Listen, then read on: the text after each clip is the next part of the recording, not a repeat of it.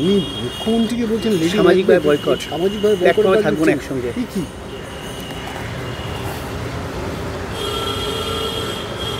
চোরের মায়ের বড় গলা।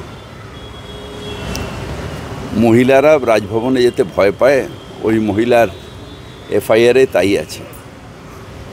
এখন যতদিন মোদী সরকার আছে উনি প্রোটেকশনে আছেন, কিন্তু যেহেতু মহিলারা যেতে ভয় পায় তাই একটা মহিলা মুখ্যমন্ত্রীকে আগেই উনি বলছেন যে আমি থাকবো না। আসলে থাকবেন না, ওনার সাথে কোনো মহিলা একই প্ল্যাটফর্মে থাকবেন না ভয়ের চোটে। বলছি মুখ্যমন্ত্রীর বিরুদ্ধে একাধিক সমাজ মাধ্যমে একাধিক পোস্ট, মানে বিভিন্ন বিরূপ মন্তব্য পোস্ট, তার বিরুদ্ধে যারা পোস্ট করছে তাদের সামনে, বাড়ির সামনে গিয়ে অভিযানে বসে আছে তৃণমূল কর্মীরা।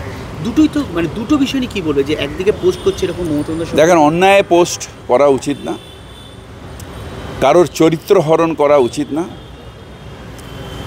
অমিত মাল্লব্যের নেতৃত্বে যে চরিত্র হরণ বিজেপি করছে এটা মানুষ বুঝতে পেরেছে, তাই এখানেও মুখ থুবড়ে পড়েছে। চরিত্র হরণ করে রাজনীতিতে বাঁচা যায় না, রাজনীতিতে লাভ হয় না, চরিত্র হরণ করা যায় না।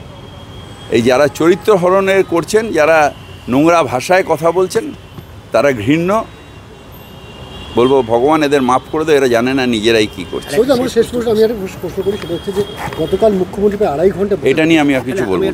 যেটা করছি সেটা হচ্ছে এইটা না, বাট এইটা যেহেতু যায়নি, সেটা নিয়ে দলের মুখপাত্র, 2-3 জন মুখপাত্র ফেসবুকে নানানভাবে সেটাকে নিয়ে বলতে শুরু করেছে। এটা কি সরকার?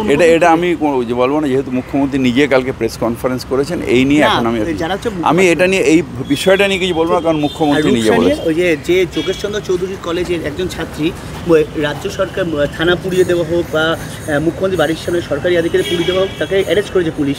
এবার তার জন্য রাস্তায় সব আন্দোলনে নেমেছে বিভিন্ন ছাত্রছাত্রীরা যোগেশচন্দ্র কলেজে। এটা আমি জানি, এই ব্যাপারটা আমি জানি। অরবিন্দ কেজরিওয়াল যাকে আটকে রাখার চেষ্টা হতে জামিন পেয়ে গেলেন।